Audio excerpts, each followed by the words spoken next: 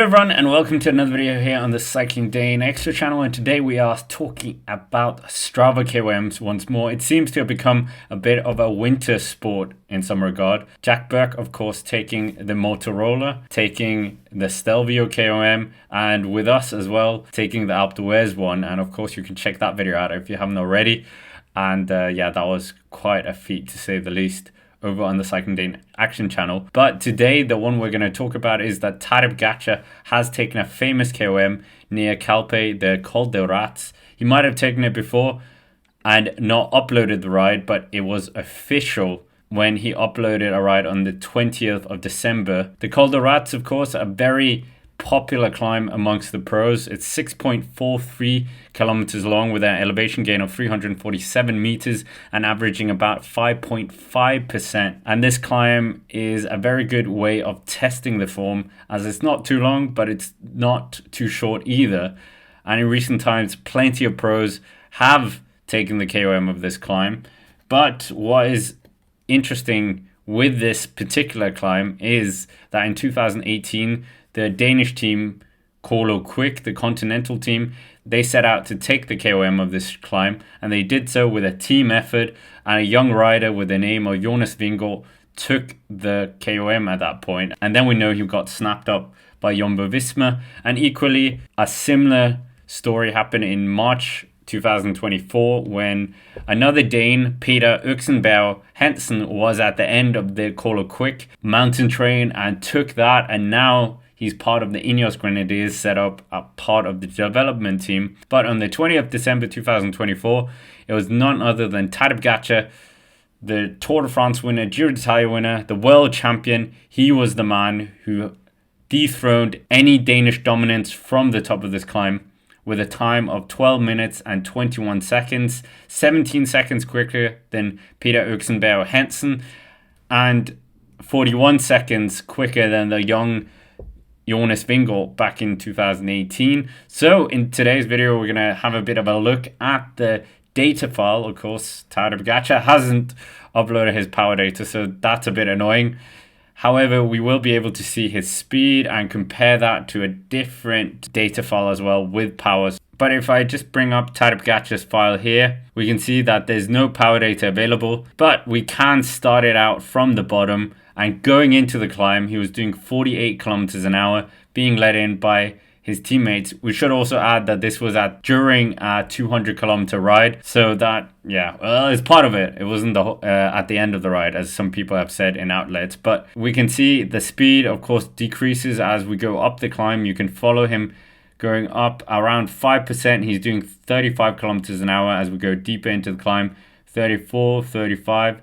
Drops off a bit when we come towards the hairpins, but it still maintains around the 30 kilometer mark, and you can see the gradient as well around the 5-6%, but still he's doing 32 kilometers an hour, 33.7 kilometers an hour, 32 kilometers. It's up there where most people would ideally want it on a flat ride, so it's quite impressive that he's able to keep it that high on this kind of gradient, 4%. But then when we come up to one of the last big gradient or the last big hairpins, you can see he still is maintaining 31 kilometers an hour. And it was around this point as well where some amateur cyclists caught him as well. And you could see just the speed difference when they came past the first group of amateurs. And then further up the climb, his speed starts to just go down a bit. And this is where he was caught by a second group of amateur cyclists, and they managed to stay on his wheel for a bit longer.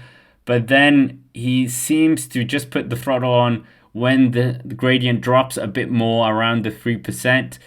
But then when we come up to near the last hairpin, he really kicks up again. You can see there with not that long to go before the final hairpin, he's on 37.5 kilometers an hour in the middle of the climb, which I think is very impressive from him. But I mean, he is the number one cyclist in the world right now.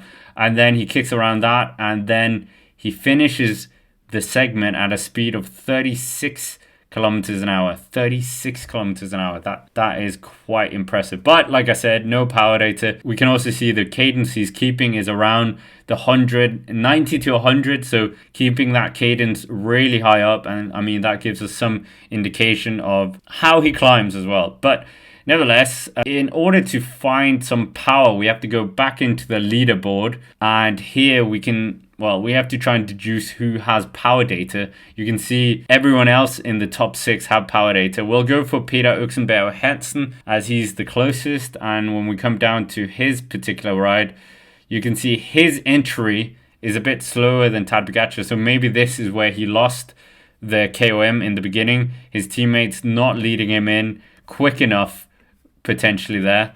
So maybe that's what they need to think about the next time Coll or Quick try and take this KOM. And it's a bit more interesting now that they're trying to unseat Tadej Pogačar.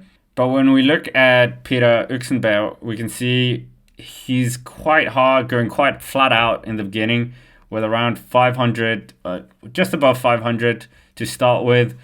And really, he's maintaining around the 400, the 300 early on, but it's quite a substantial pace. Of course, he has a whole train of teammates, and as he comes up towards the first real switchback, if you will, he is still around the 300-400 mark, and then he just kicks up a bit more. It's around 400. The pace is similar to Tadej Pogačar, a few kilometers off, about 300, 400, 500 at points, but it's just not the same caliber as Tadej Pogačar in terms of the speed.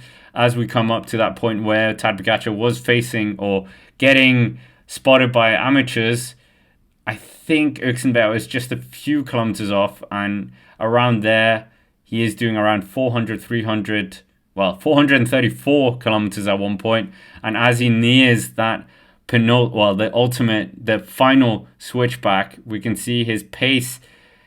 It's in the same range, but it's just not as quick. He's not getting up to 37 kilometers an hour that we had at one point for Tadej Pogačar around this area. And his power is starting to drop off a bit. As this point, I think he also had a teammate alongside him. And then Øxenberg, he did the final kick in the final corners here of the climb. And that really just pushed him over the line. But his final speed was 33.5 kilometers. And in that last kick, you can see it's not comparable to that of Tadej Pogačar. So I mean, that does give us some indication here that Pogačar was probably in the region of 450 watts, and maybe the weight of Tadej Pogačar is a bit lighter than the Dane as well. But I think with Peter Øxenberg Hansen having a average of 454 all the way up, Tadej Pogačar was probably sitting around 480, 490 maybe, it wasn't, I don't think it was 500 all the way up. We do know, of course, his zone 2 is apparently 340 watts. So, I mean, if we calculate it like that, but we're not trying to calculate his FTP, we're trying to calculate what he did exactly on this climb. But the KOM, that was, it's now in the hands of Tadej Pogačar. A shame about the power data, of course, but it does give us some indication. And there was, of course, help with Øxenberg. I think Tadej Pogačar also had help from his teammates. So it's not like he wasn't receiving drafting effects, because on this kind of climb, drafting definitely helps. I think around 7% for sure on this point, and also at those kind of speeds.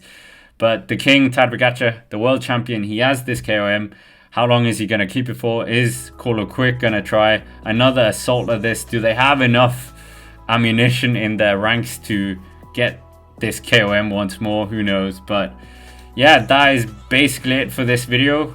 Just a quick analysis of Tadej Pogačar's KOM. Make sure to hit the like button if you haven't already. Comment down below what you think of this. Does this give us any indication of the Tadej Pogačar versus Jonas Vingegaard? And if you haven't already, why not check this video out here, which is the Jack Burke video where we took the KOM on Alpe d'Huez, or over here if you want to see more of how Tadej Pogačar changed cycling forever. But until next time, thank you very much for watching, and I will see you around.